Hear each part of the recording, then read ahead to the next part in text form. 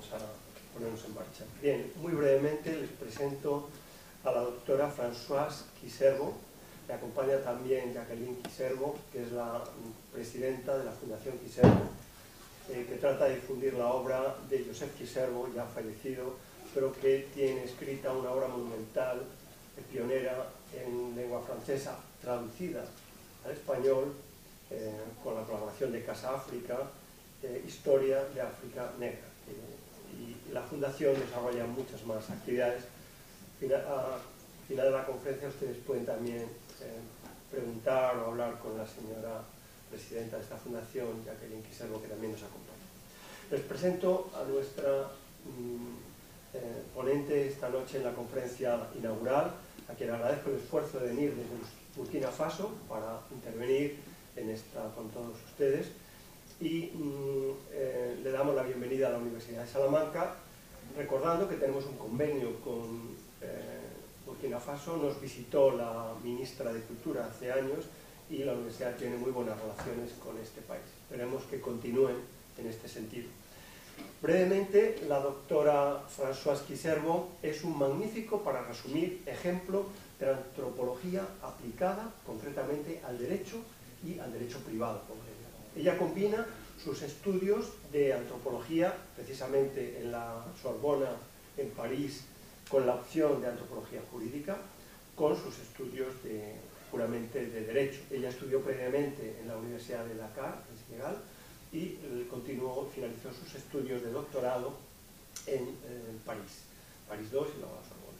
Y resumiendo, es autora de esos artículos, se ha esforzado por hacer una divulgación científica de todos estos proyectos, en los que hay que destacar el papel precisamente de la mujer en la apropiación de la tierra y de los recursos en general, en lo que ella es una pionera en el asociacionismo.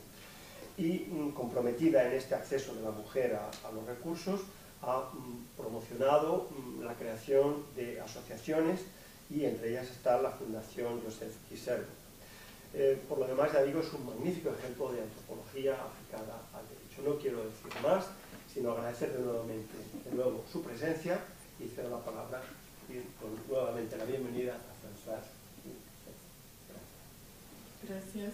Merci. Et bonsoir à vous tous, vous toutes qui êtes là. Je me propose de vous présenter une communication sur le thème du développement de l'Afrique contemporaine, et précisément sur les liens entre l'histoire, la culture et le développement en Afrique selon Joseph Quiserbo. Alors, je vous remercie de m'avoir associé à l'inauguration du Master en développement appliqué de votre prestigieuse Université de Salamanca. C'est vraiment un honneur pour moi. Donc, je vous remercie en mon nom propre et au nom de la Fondation Joseph Quiserbo pour cette attention qui est portée aussi à travers nous à l'Afrique. Je saisis l'occasion qui m'est donnée d'échanger avec vous, les membres du corps professoral et les étudiants, pour témoigner de la contribution de Joseph Quiserbo à la connaissance de l'Afrique, de son histoire, de l'anthropologie historique et politique à la théorie du développement en général, mais du développement en Afrique. Je le fais en qualité de juriste, comme vous l'avez dit, de droit privé, spécialisé en anthropologie juridique, études africaines, et comme membre et administratrice générale adjointe de la Fondation Joseph Quiserbo. Cette communication, je l'ai conçue en fait comme une introduction à une causerie que j'aimerais avoir avec vous. Parce que je pense que les questions que je vais aborder vont vous intéresser tous, parce que j'espère qu'à la fin de cette communication, nous serons d'accord sur le fait qu'il faut tenir compte des savoirs des populations, de leur savoir-faire, de leur savoir-être, de leur représentation pour vraiment obtenir un développement réel. Joseph Quiserbo a été un historien parmi les précurseurs, qui a permis la découverte de l'histoire de l'Afrique. Et il a interprété l'histoire mondiale à partir d'une perspective africaine. En fait, Joseph Kizerbo a été un historien qui n'est pas resté campé dans sa discipline. Il n'est pas resté cloisonné dans sa noble et passionnante discipline qu'est l'histoire, bien qu'il ait été formé aussi à Paris. Justement, il s'est intéressé à l'écriture de l'histoire de l'Afrique noire parce qu'il avait constaté que pendant tout son cursus, il n'était pas question de l'histoire de l'Afrique. Il convient de noter que Joseph Kizerbo a grandement contribué à l'anthropologie, justement parce qu'il n'est pas resté un historien pur et dur. Par exemple, il a mis les formes sociales de l'Afrique en relation avec son histoire. Il a procédé aussi à une analyse fine des pratiques et des représentations des peuples d'Afrique. Il s'est attaché à analyser les formes d'autorité et de pouvoir et de formation de l'unité politique en Afrique. Il s'est intéressé également à la dimension sociale de l'homme en Afrique et a utilisé la comparaison pour contribuer à l'intercompréhension des cultures et des peuples, des sociétés. Ce qui a fait que, au-delà de son livre dont vous venez de parler, intitulé L'histoire de l'Afrique noire, qui, grâce à Casa Africa, a été traduit en espagnol, il a pu s'intéresser à toutes ces questions-là. Parce qu'il l'a fait, parce qu'il a constaté, lorsqu'il était en formation, que la littérature à l'époque des auteurs et des illustres auteurs européens, en fait, niait totalement l'histoire de l'Afrique. Pour eux, en fait, l'Afrique était restée dans une passivité. L'Afrique était vraiment passive, elle n'avait pas d'histoire. Et encore aujourd'hui, nous entendons des dirigeants européens qui disent que l'Afrique n'évolue pas, elle est restée pratiquement campée sans évoluer. Alors, quelles sont les idées forces de la pensée de Joseph Kizerbo? Il a souvent rappelé, et encore dans son livre « À quand l'Afrique » qui a été édité en 2003, que l'Afrique est le berceau et l'espoir de l'humanité. Pourquoi? Parce que tous les savants le reconnaissent, mais beaucoup de gens oublient que l'Afrique est le berceau de l'humanité. Et c'est à partir du continent africain, en fait, que l'homme Erectus, grâce au feu qu'il a découvert, et aussi à des outils comme le biface, et un outil mais aussi une arme, a permis à l'homme en fait de migrer vers l'Europe. Parce qu'à l'époque, la vie n'était pas possible dans le nord de la planète à cause du climat. La vie n'était pas possible. Alors l'apport de Joseph Kizerbo est le suivant. Pour lui, au commencement était l'Afrique. Et en 2003, on a encore fait reconnaître au monde entier que cela est vrai parce qu'on a découvert au Tchad, Toumaï, qui a plus de 7 millions d'années. Et cela confirme que l'Afrique, ça confirme que l'Afrique est la patrie en fait de l'humanité. Et pour Joseph Kizerbo, l'Afrique a enfanté la civilisation humaine durant la plus longue période de l'histoire du monde, qu'on s'obstine à tort à appeler la préhistoire, parce que simplement à cette époque il n'y avait pas d'écriture. Alors d'ailleurs, pour lui ce n'est pas vrai, parce que cette période en fait totalement partie de l'histoire, parce que quand commence l'historicité, l'Afrique est encore en fait, il part de l'Égypte, parce que c'est l'Égypte de l'Antiquité égyptienne. Il estime que c'est la locomotive, en fait, l'institutrice du monde, avec l'écriture et le pouvoir centralisé, l'architecture, les pyramides. Et il estime que l'Égypte, en fait, est une des cimes de l'histoire de l'humanité. Or, la mer de l'Égypte, c'est aussi la Nubie et ses prolongements anté-sahariens. Et c'est Joseph Kizerbo qui nous le rappelle dans son livre Testament, Repères pour l'Afrique. Alors, à partir de l'histoire aussi, il explique les problèmes d'aujourd'hui. Il fait le lien entre l'histoire et la mondialisation. Il fait remarquer que l'Afrique a évolué jusqu'à ce que la traite négrière intervienne, puis la colonisation. Ces deux événements ont fait que la progression qu'il y a eu depuis l'Antiquité égyptienne a été stoppée.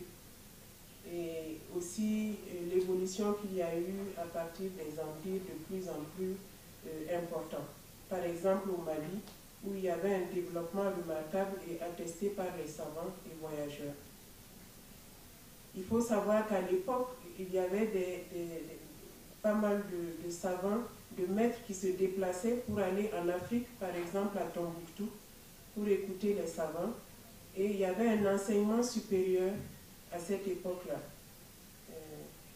Et aujourd'hui encore, les bibliothèques qui existent à Tombouctou l'attestent.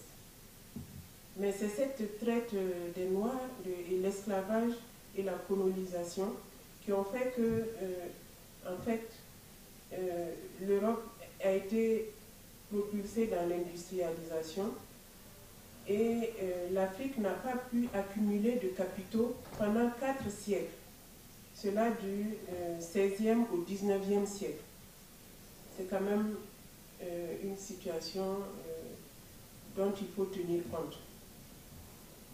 Le développement, a-t-il fait remarquer Joseph Kizerbo, est lié à la psychologie. Lorsque vous sortez de ces je veux dire, faits historiques qui ont duré des siècles, vous ne pouvez pas, vous avez une certaine image de vous. Or, l'image de soi est importante pour le développement. Pour lui, la psychologie a beaucoup d'importance. Or, au sortir de la traite des Noirs et de la colonisation, les Africains se trouvaient dévalorisés et ne croyaient plus tellement en eux-mêmes, et cela vient de très loin.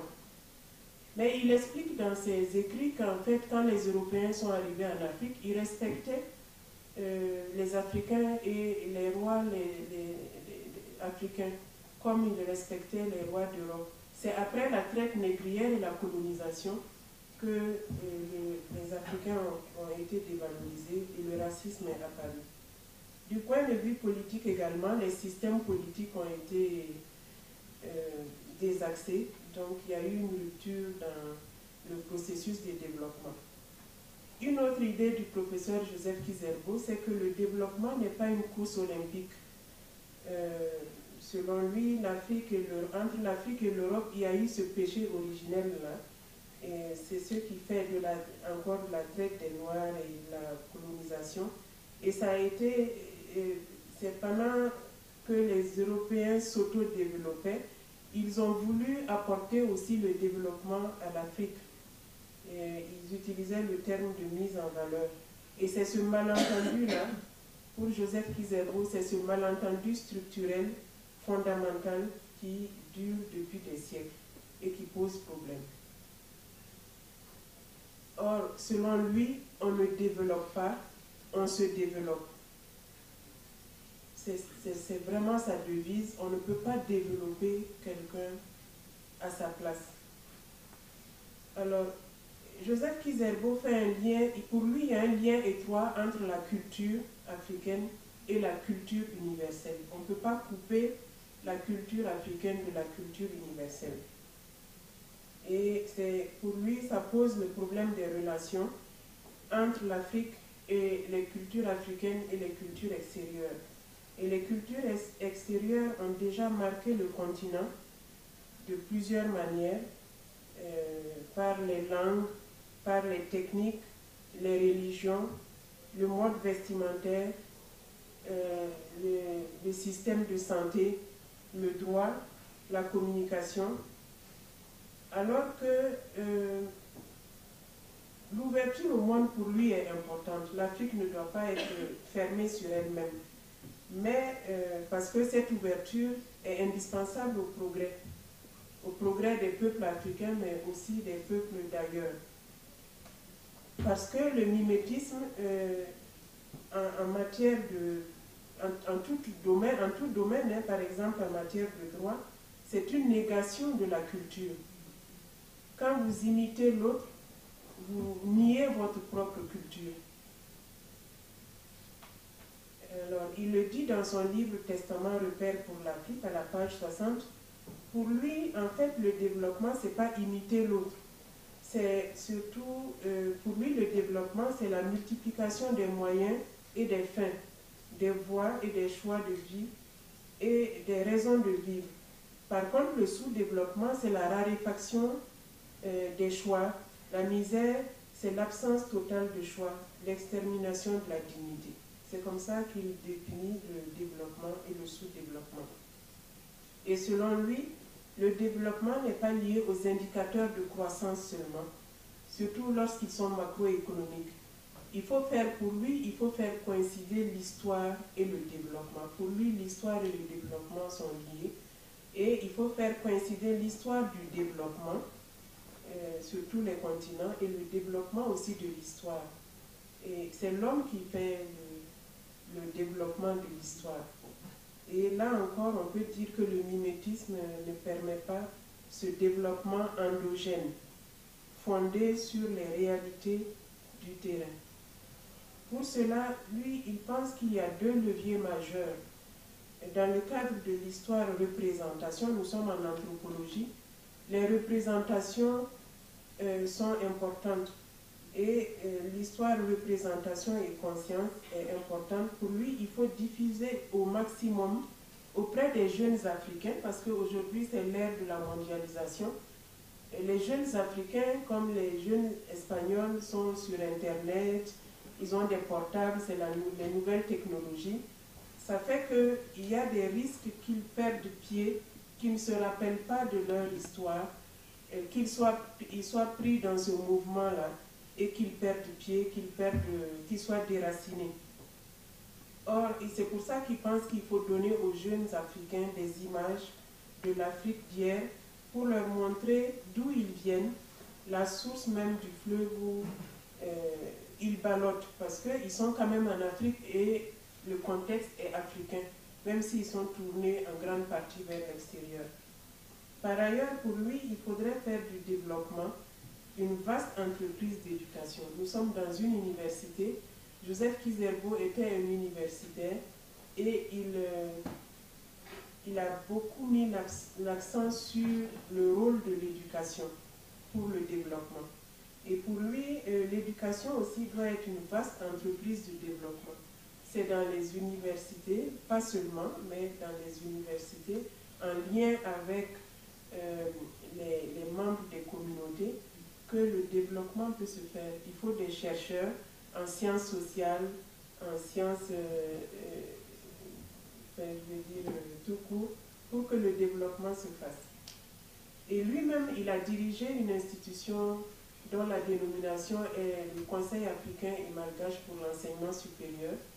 Et il a beaucoup qui organisait des concours pour l'agrégation pour enseigner dans les universités en matière de droit, d'économie, de médecine, de pharmacie. Et il a mis l'accent sur la recherche en matière de pharmacopée traditionnelle. Et il y a beaucoup de recherches qui ont été faites sur le continent africain à ce sujet. Alors, Joseph Kizerbo, en fait, il a beaucoup puisé dans la culture africaine, dans l'oralité qui se pratique en Afrique. Par exemple, en puisant dans les idées qui sont dans les proverbes. Pour lui, les proverbes, c'était, comme il disait, des comprimés de sagesse, des condensés de sagesse. Effectivement, dans une petite phrase, vous avez une idée qui peut vraiment former toute une jeunesse. Et il communiquait beaucoup, il allait puiser dans ses proverbes. Et lui-même, à partir de là, produisait d'autres idées. Par exemple, il a expliqué qu'il faut chercher des voies alternatives en Afrique, parce que nous avons reçu beaucoup d'idées, de techniques, de procédure de l'étranger. Mais pour lui, il faut connaître aussi l'Afrique. C'est surtout à vous, Européens, aux autres peuples du monde. Il pensait qu'il fallait que vous connaissiez l'Afrique. Il faut aider les Africains aussi à se connaître eux-mêmes pour une recherche endogène, afin de ne plus appréhender et forger le développement africain par procuration, car comme il disait, c'est là que vous avez le proverbe africain, on ne peut pas coiffer quelqu'un en son absence. On ne peut pas faire porter un chapeau à quelqu'un en son absence. Il faut que la personne elle-même soit là et qu'elle soit partie prenante. Alors, l'histoire, je pense qu'elle concerne tout le monde. Nous avons tous une histoire personnelle, une histoire familiale, une histoire nationale, il y a l'histoire mondiale. Et lui, il était historien, donc c'était normal qu'il insiste là-dessus. L'histoire, pour lui, c'est une représentation et ça doit donner une certaine conscience à tout homme. Et pour lui, il y a les trois temps, il y a le passé, le présent et l'avenir. Et c'est la conscience historique qui intervient comme point, lien entre flux vital entre ces trois moments. Nous sommes aujourd'hui dans notre présent, mais on ne peut pas occulter le passé et on doit aussi penser à l'avenir. Et c'est ces trois éléments-là qui font la cohérence, l'intégration, sans laquelle notre personnalité est éclatée et schizophrénique. Et cette personnalité-là, elle est la seule qui nous constitue un sujet de l'histoire, de l'évolution, à la fois comme mémoire et comme personne existant aujourd'hui et comme projet. Nous devons à tout moment penser à ces trois temps-là et faire le lien. Là encore, je reviens sur la question de l'imitation. Si, dès lors que vous tenez compte de ces trois temps, vous ne pouvez pas être d'un peuple et vouloir faire comme autrui. Cela est difficile, même si nous sommes dans l'ère de la mondialisation. Après avoir défini les deux termes qu'il a souvent utilisés, histoire et développement, alors pour lui, l'histoire, c'est la marche confuse et de plus en plus complexe des sociétés, à travers des contradictions. Il y a toujours des contradictions, des conflits. Pour lui, c'est d'ailleurs normal. Mais cela n'empêche pas qu'il y ait en fait, cette progression-là dans le temps avec une direction bien donnée. Et pour lui, le développement, c'est la multiplication des choix. Il revient dessus pour le maximum de personnes. Sans choix, quand on n'a pas de choix, en fait, c'est vraiment là qu'il y a pauvreté parce qu'on n'a pas le choix. Et c'est ce qui permet aussi de rendre les hommes, les femmes partie prenante du pouvoir, de l'avoir et du savoir. Parce que le développement est lié à ces trois capacités-là. Il faut pouvoir, avoir et savoir. Pour Joseph Kizerbo, le développement, en fait, il ne peut être qu'endogène et il ne peut être que vivant. Et pour lui, qui était un pédagogue, il a pris le soin de définir avec précision les concepts de développement. Selon lui, se développer, c'est multiplier ses possibilités de choix libérateurs. Se développer, c'est être toujours plus, se reproduire et pas seulement produire. Participer par co-responsabilité. En Afrique, la responsabilité, c'est important. En Afrique, vous avez des statuts, vous avez des rôles, et chacun sait quel rôle il doit jouer dans la société pour qu'elle fonctionne très bien. Et cette responsabilité, cette solidarité est très importante en tout domaine. C'est ce qui fait que le développement ne peut être lié en rien au mimétisme, et que la solidarité, par contre, à plusieurs échelles dans la société, en commençant par la famille. Et le développement, et surtout en Afrique, commence par la famille. Parce que c'est là que chacun joue son rôle, notamment pour la gestion du patrimoine familial qui, en général, est fondé sur la terre, puisque la majorité de la population est sont des paysans et des paysannes qui vivent de la terre.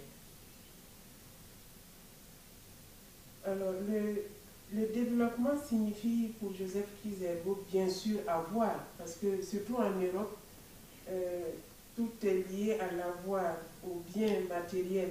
Mais pour lui, c'est aussi le savoir, mais surtout le pouvoir. Le pouvoir de se nommer, de nommer les êtres, de nommer les choses et les faits, y compris dans la sphère de l'imaginaire, du ludique, de l'éthique, de l'esthétique, du mystique, mais aussi des techniques, des sciences. Et c'est là qu'il est important aujourd'hui dans l'Afrique contemporaine, il insistait là-dessus, de donner aussi du pouvoir, un rôle aux jeunes, aux femmes, aux analphabètes, parce que vous savez qu'en Afrique, la majorité de la population n'est pas allée à l'école. Il y a des progrès qui se font, mais la majorité des Africains, surtout les femmes, les jeunes filles, ne vont pas à l'école. Et donc, même si on a des programmes d'alphabétisation maintenant en langue nationale, il faut que ces personnes-là puissent aussi avoir un certain pouvoir, parce qu'en Afrique, ce n'est pas la gérontocratie, mais c'est quand même, les personnes âgées ont quand même un peu plus de pouvoir et ont le droit à la parole parce qu'elles ont plus d'expérience. Et c'est elles qui détiennent l'histoire de la famille, l'histoire de la communauté. Et donc, on ne peut pas leur enlever ce rôle-là. Mais pour lui, il fallait beaucoup de relations entre les générations, entre les jeunes et les vieux, et aussi impliquer les femmes, parce que la femme a un statut spécial qui ne lui donne pas toujours le droit à la parole. Le développement, il attire l'attention sur le fait que l'endogène, ce n'est pas le passé, parce que quand on parle de développement endogène, on a l'impression qu'il faut toujours aller en arrière. Il définit comme un présent, il définit l'endogène comme un présent effervescent en son temps. C'est-à-dire que chaque présent a sa valeur, y compris celui que nous vivons. Et pour lui, le développement étant par définition un processus endogène, pour lui, il n'y a pas de développement. En fait, le développement est sous-entendu endogène. Il refuse de réduire le projet de société à un projet économique. Il rapproche l'idée de développement de celle d'accumulation de biens, effectivement, parce qu'il faut accéder à la santé, à l'éducation, à la terre, à des habitations, il faut se vêtir, il faut s'alimenter, il faut avoir des services, effectivement, qui correspondent à nos besoins, mais aussi pour lui, les valeurs sociales avaient une importance. Donc, il parle de l'importance des biens économiques, mais il parle des liens aussi, les liens entre les sociétés, les liens au sein de la famille, les liens dans la communauté. Ça, c'est une spécificité, je ne dirais pas africaine, mais nous mettons l'accent là-dessus. Il attire l'attention sur le fait que l'endogène, c'est donc ce présent que nous nous approprions, et il met l'accent sur l'identité. L'identité, pour lui, il faut avoir une identité. Vous avez une identité espagnole, mais vous avez une identité à Salamanca. En Afrique, c'est la même chose, surtout que nous avons aussi nos ethnies. Il y a plusieurs ethnies, chacune ayant ses identités, mais ça ne veut pas dire que chaque ethnie est renfermée sur elle-même. Il y a un film qui concerne son œuvre, qui est intitulé « Identité » au pluriel, « Identité » au singulier en Afrique.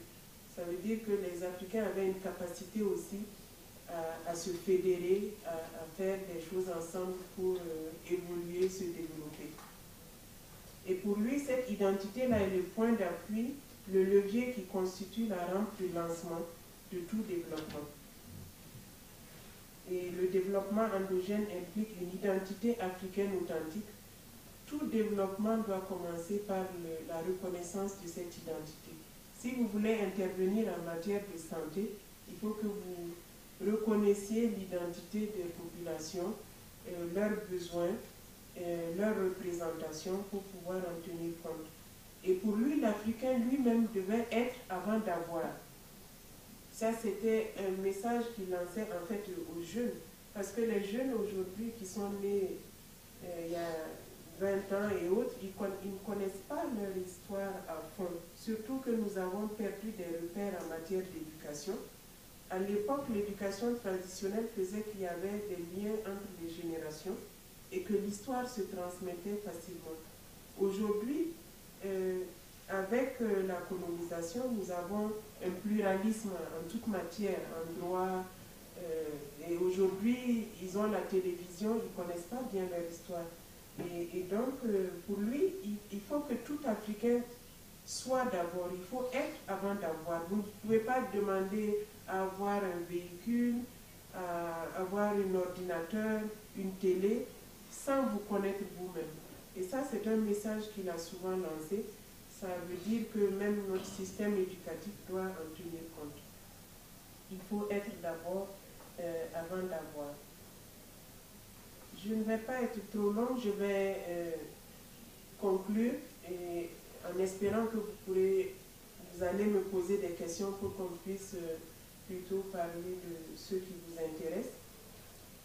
Mais je voulais dire en terminant que pour Joseph Kizerbo, ces identités-là, en Europe, en Afrique, ailleurs, ces identités culturelles sont des richesses, ce sont des ressources.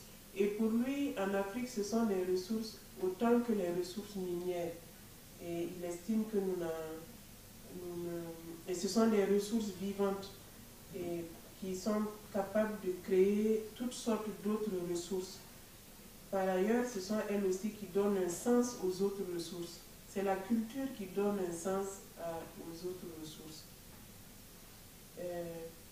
Et pour lui, il y avait cette nécessité d'une initiation à l'Afrique pour les Africains eux-mêmes, pour les raisons que j'ai indiquées, mais une initiation à l'Afrique pour les ressortissants des autres continents, parce que pour lui, il fallait une connaissance mutuelle. Il fallait une connaissance mutuelle, une découverte de l'Afrique par son histoire, pour mieux connaître les Africains et les comprendre. Et comprendre comment ils peuvent se développer et développer le monde ensemble, européen, africain, américain, dans la globalité, pour que le développement se fasse vraiment à l'échelle mondiale, mais dans le respect mutuel et de manière équitable. En ultime conclusion, je voudrais vous donner la dernière phrase d'un message que Joseph Kizerbo a laissé à la jeunesse, parce qu'il est né en 1922, il est décédé le 21 juin 1922, il est décédé le 4 décembre 2006. Mais il a laissé un livre testament dans lequel il a laissé un message, un testament à la jeunesse africaine. Je ne vais pas le lire en entier ici, mais la dernière phrase de ce testament est la suivante. Chaque génération a des pyramides à bâtir. Donc ce message s'adresse à vous aussi. Je pense que vous aussi, vous avez des pyramides à bâtir. Je suis surtout à votre écoute pour tenter de répondre à vos questions et puis aussi connaître vos attentes en ce qui concerne la connaissance de l'Afrique, de cette initiation à l'Afrique. La Fondation Joseph Kizerbo se tient disponible à cet effet. Je vous remercie pour votre attention.